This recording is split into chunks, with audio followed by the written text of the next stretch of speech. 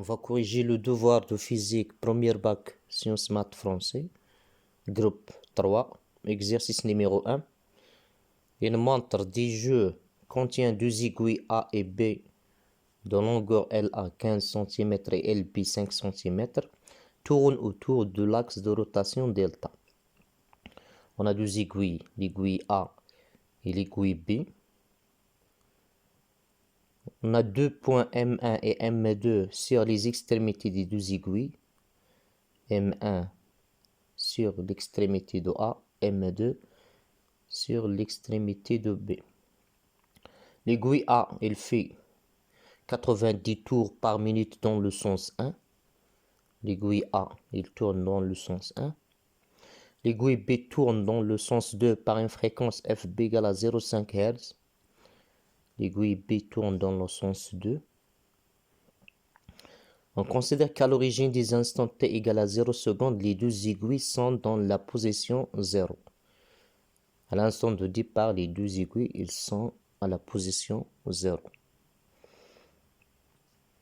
Répondre par vrai ou faux.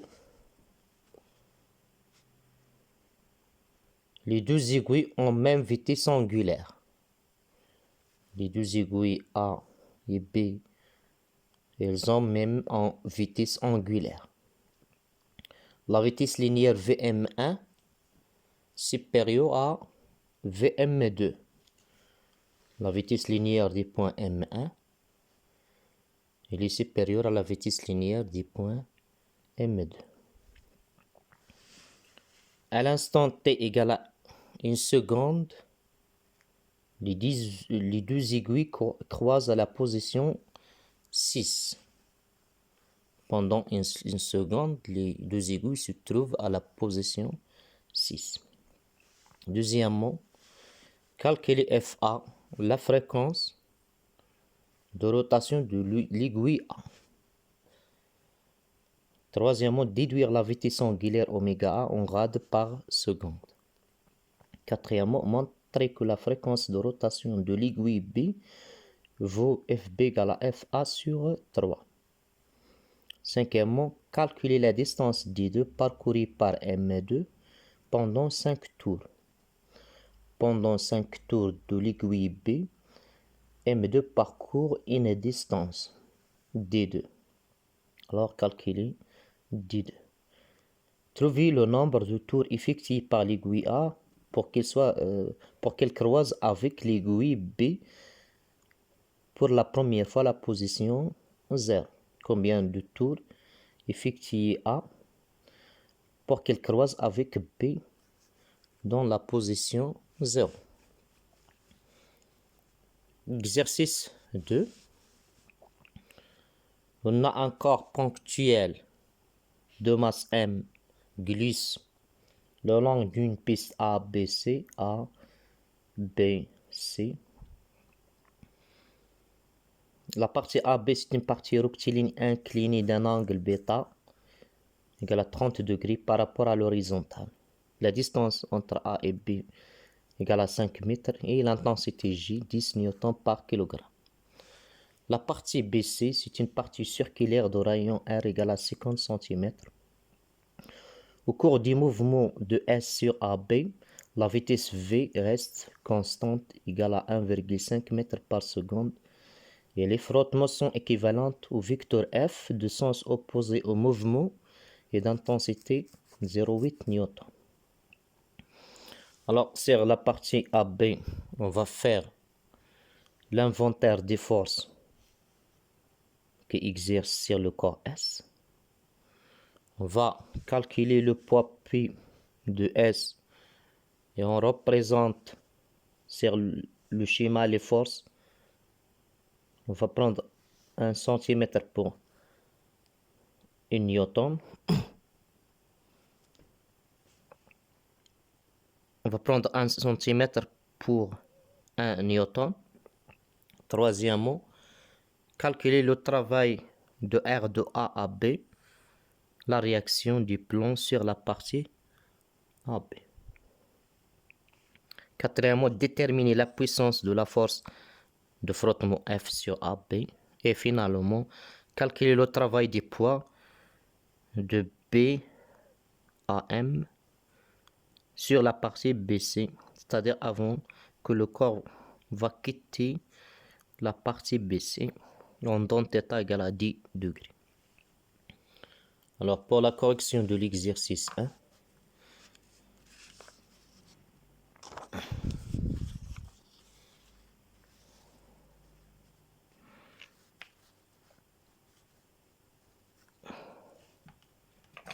est-ce que les deux aiguilles A et B ont même vitesse angulaire?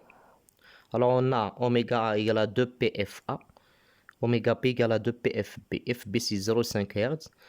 FA fait 90 tours pendant une seconde, donc la fréquence est 1,5 Hz. Alors vous voyez que FA supérieur à FB, automatiquement oméga A supérieur à oméga B. Donc la proposition en même vitesse angulaire, non, elle est fausse. La vitesse linéaire V du point M1 supérieure à Vm2, puisque oméga A supérieur à oméga B, si on multiplie par LA, le rayon LA oméga A, alors il est supérieur à LB oméga B parce que LA c'est 15 cm et LB c'est 5 cm. Alors Vm1 supérieur à Vm2, donc la proposition elle est vraie. À l'instant t égale à 1 seconde, les deux aiguilles croisent à la position 6.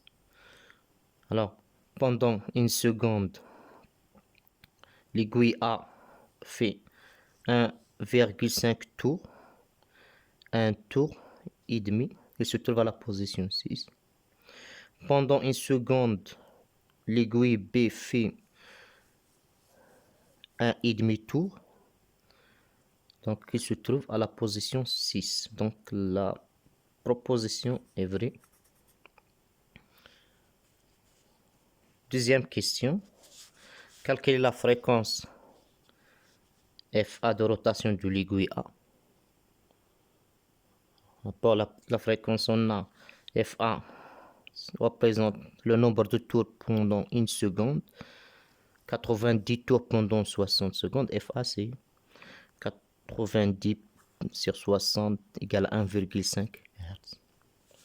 Alors la fréquence c'est 1,5 Hz. La vitesse angulaire oméga A. Déduire la vitesse angulaire oméga A. Alors oméga A c'est 2 PFA, 2P 1,5, 9,42 rad par seconde. Montrer que la fréquence de rotation de l'aiguille B vaut FB égale à FA sur 3. Alors on a FA sur FB c'est 1,5 sur 0,5 égale à 3. Donc FA égale à 3 FB.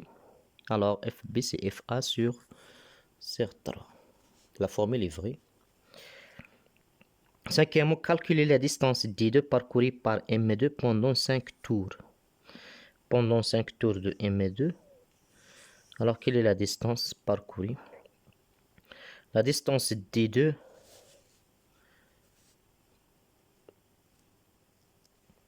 c'est l'abscisse curviligne delta S de B. Et on sait que l'abscisse curviligne, c'est le rayon LB fois delta θ B fois l'angle de rotation. L'angle de rotation, c'est 2P fois le nombre de tours. Alors, D2, c'est 5, 10 moins 2 fois 2P fois 5. On va trouver 1,57 mètres. La dernière question. Trouvez le nombre N de tours effectués par l'aiguille A pour qu'elle croise avec le B à la position 0. Alors, on va chercher les instants où A se trouve en haut. Alors, pendant une tour complète,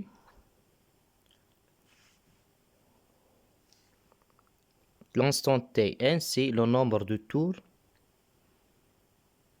fois la période TA. Et on sait que TA, c'est 1 sur FA. Donc T1, c'est N sur FA.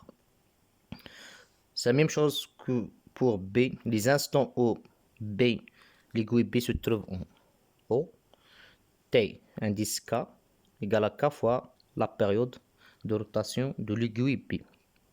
Alors avec K entier. TK égale à K sur FB. Les deux aiguilles se trouvent dans la même position, c'est-à-dire pour les instants qui vérifient Tn égale à Tk. N sur Fa égale à K sur Fb. Alors N fois Fb égale à K fois Fa. N, on sait que Fb c'est Fa sur 3.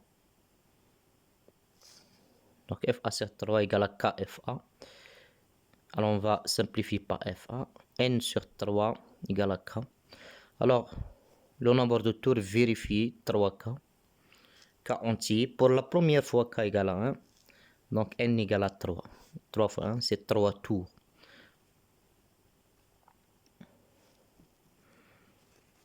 Deuxième exercice.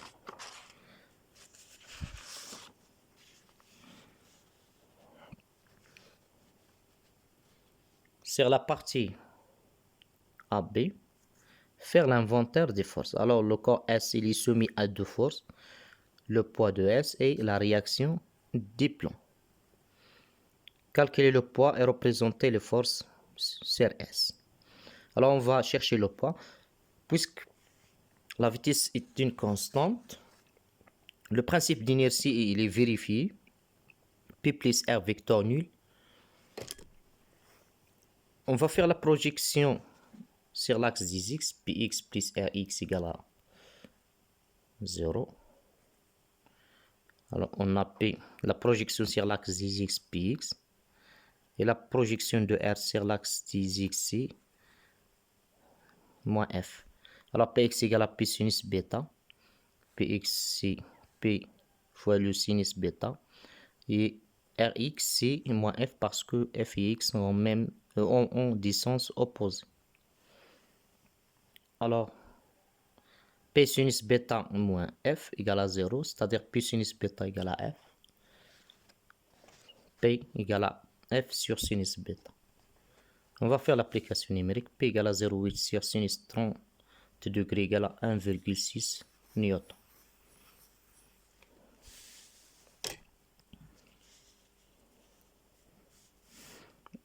Puisque le principe d'inertie est vérifié, P plus R vecteur nul, c'est-à-dire les deux forces ont des sens opposés et même intensité, alors R égale à 1,6 newton. Alors, l'échelle 1 cm représente 1 newton, c'est-à-dire on va représenter R par 1,6 cm. 1,6 cm. Maintenant, le travail de la force R. Calculer le travail de R sur la partie AB. Alors, pour calculer le travail, on va utiliser la relation. Le travail de R, c'est le produit scalaire R vecteur fois vecteur AB. R fois AB fois le cosinus entre R et AB. On a R et on a AB. Alors, c'est bêta plus 90 degrés. Donc, cos bêta plus 90. Bêta plus 90, c'est 120 degrés. Alors, on va trouver R, c'est 1,6 fois 5 fois cos 120 degrés. Alors, on va trouver moins 4 joules. Quatrièmement, déterminer la puissance de la force de frottement F sur AB. On sait que la puissance de F sur AB, c'est le produit scalaire de F fois V égale à F fois V fois l'angle, le cosinus de l'angle entre le vecteur vitesse V et le vecteur F, c'est 180 degrés. Cos 180, c'est moins F fois V, moins 0,8 fois 1,5, c'est 1,2 watts. Dernière question. Calculer le travail des poids P sur BM. On a la partie BM. Le travail du poids de B à MC, MG, ZB moins ZM, c'est-à-dire MG fois cette distance H. La distance H, c'est cette distance entre B, ZB, ZC, c'est H1, moins cette distance H2. On a un triangle. Ici, H1, c'est R sinus l'angle bêta. Et H2 égale à R sinus θ. Donc H, c'est H1 moins H2. H égale à H1 moins H2. Alors on va trouver le travail des poids de A à M. MGCP fois R facteur de sinus bêta moins sinus θ. On va faire l'application numérique. 1,6 fois 0,5 fois sinus 30 degrés moins sinus 10 degrés égale 0,26 joules.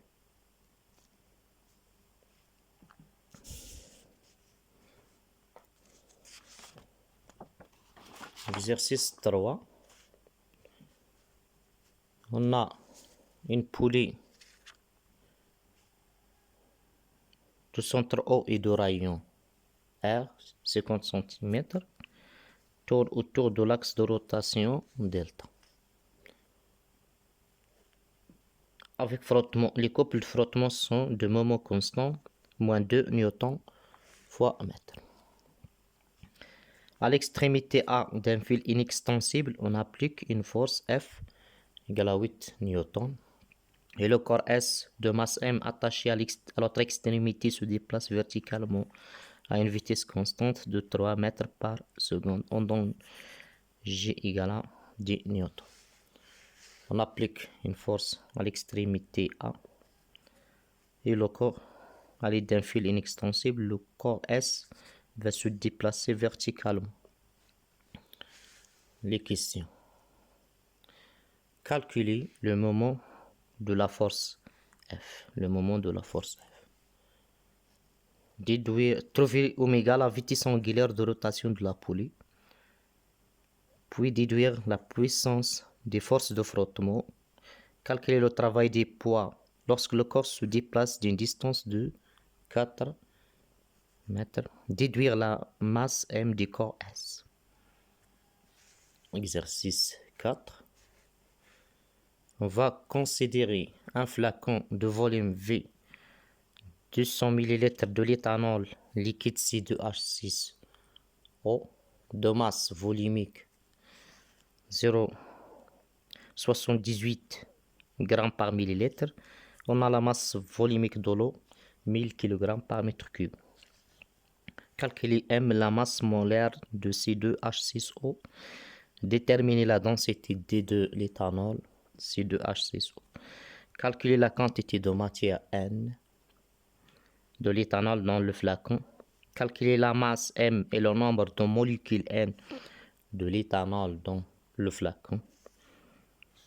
Deuxième partie 2. Bouteilles A et B. A et B de volume VA 1 litre, VB 0,5 litre. Lié par un tube de dimension négligeable.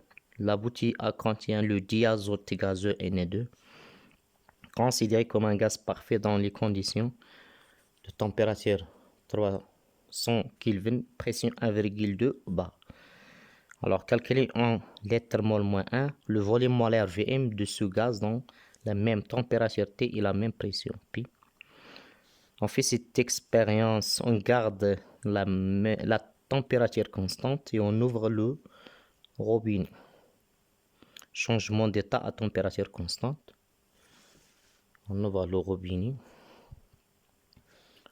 Alors, choisir la loi vérifiée par cette expérience. Quelle est la loi vérifiée par cette expérience? Est-ce que c'est la loi de Boyle-Mariotte ou bien la loi d'Avogadro-Ampère? Finalement, trouver la valeur de la pression P' du gaz dans B lorsqu'on ouvre le robinet. Et on a les données. Alors, pour l'exercice 3, calculer le moment de la force F. Alors, on sait que le moment de la force F, c'est l'intensité de la force fois la distance qui sépare la ligne d'action et l'axe de rotation, c'est-à-dire fois R. C'est F fois R. On a F, c'est 8 newtons, multiplié par le rayon, c'est 0,5. On va trouver 4 newtons fois mètre. Deuxièmement, calculer la vitesse angulaire de rotation. Alors, on a la vitesse du corps S. Et la vitesse du corps S, c'est la vitesse des points de la poulie. C'est-à-dire V, c'est le rayon R fois oméga. Oméga, c'est V sur R. C'est 3 sur 0,5, c'est 6 rads par seconde. Troisièmement, la puissance P de la force F. La puissance de la force F, c'est le moment des forces de frottement fois vitesse angulaire oméga. Moins 2 fois 6, c'est moins 12 watts. Troisième question, calculer le travail. Calculer le travail de la force poids lorsque le corps se déplace à une distance de 4 mètres. Alors, pour calculer le travail des poids, on va étudier la poulie parce qu'on n'a pas le poids. La poulie, comme système étudié, il est soumis à 5 actions mécaniques, 5 forces. P' le poids de la poulie. R' action de l'axe de rotation delta. F la force appliquée. T' la tension du fil. Et les forces de un couple de frottement avec l'axe delta de moment MF. Le théorème de moment il dit que le moment de P' plus le moment de R', le moment de F, le moment de T', le moment de force de frottement égale à 0. Le moment de P' égale à 0 parce que P' coupe l'axe delta. Le moment de R' coupe l'axe delta, c'est 0. Le moment de F, on a la valeur. Et le moment de la tension du fil T', c'est l'intensité T' fois la distance R, plus le moment de frottement égale à 0. Alors, T', R, c'est le moment de force de frottement plus le moment de la force F. Et on va déduire T', c'est le moment de la force appliquée F plus le moment des forces de frottement sur le rayon R. Alors, pour l'étude du corps S, on a P plus T, la tension du fil T, parce que le corps il est soumis à deux forces, le poids P et la tension T du fil. Il garde une vitesse constante, donc le principe d'inertie est vérifié. P égale à T. Les deux vecteurs ont des sens opposés mais même intensité. Et on sait que le fil il est inextensible. Alors T' égale à T égale à P. Alors on va trouver P, c'est le moment de F plus le moment de force de frottement sur R. Et on sait que le travail des poids, c'est moins P fois D. On a Z initial moins Z final, c'est moins D fois le poids, c'est-à-dire moins le moment de F plus le moment de force de frottement sur R, moins le moment de F, c'est 4 Nm, moins le moment de force de frottement, c'est moins 2 sur 0,5 fois 4 fois la distance 4, c'est moins 16 joules. Alors maintenant, on peut déduire la masse du corps S. On sait que le travail des poids, c'est moins M fois G fois D. Alors M, c'est moins le travail des poids fois sur G fois D, moins 16 sur G10 fois 4. 16 sur 40, c'est 0,4 kg. Pour l'exercice 4 de la chimie, on va chercher la masse molaire.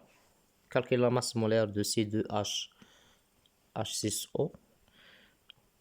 On a la molécule contient 2 atomes de carbone, 2 fois la masse molaire atomique de C, plus 6 fois M de H plus M de O, 2 fois 12 plus 6 fois 1 plus 16. Alors c'est 46 grammes par mol.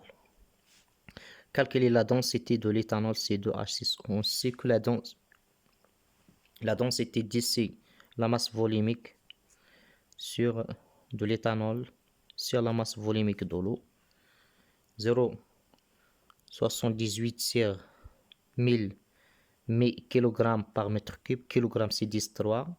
Mètre cube en millilitres 10,6. Là on trouve 0,78. Pas d'unité. Calculer la quantité de matière de l'éthanol dans le flacon. On sait que N égale à M sur M. C'est la masse volumique fois le volume sur M. La masse volumique en grammes par millilitre, le volume en millilitres, donc 0,78 fois 200, c'est 46, c'est 3,39 mol. Quatrièmement, calculer la masse et le nombre de molécules de l'éthanol dans le flacon. La masse et le nombre de molécules. Alors pour calculer la masse, on a la quantité de matière. Alors M c'est la quantité de matière fois la masse molaire. 3,39 fois 46.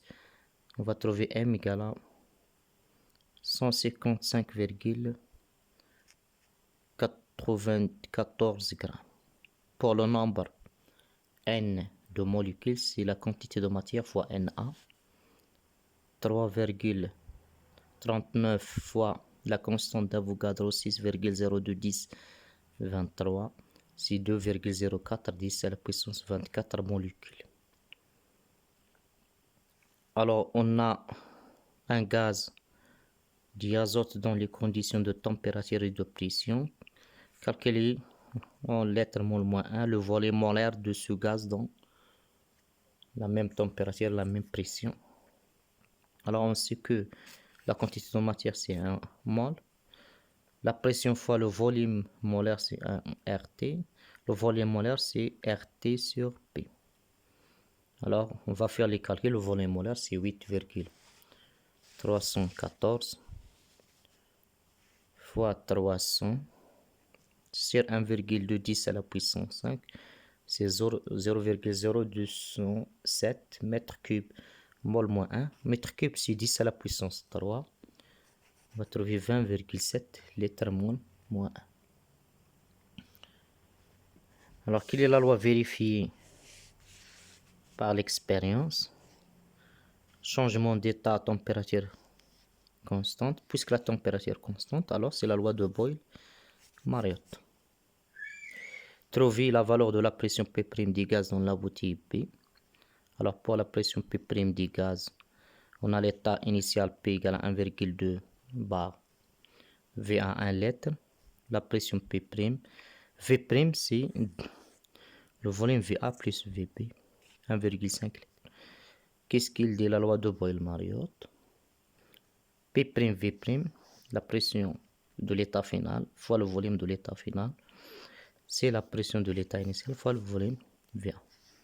Alors P' c'est PVA sur V', 1,2 fois 1 sur 1,5. On va trouver la pression P', c'est 0,8 bar.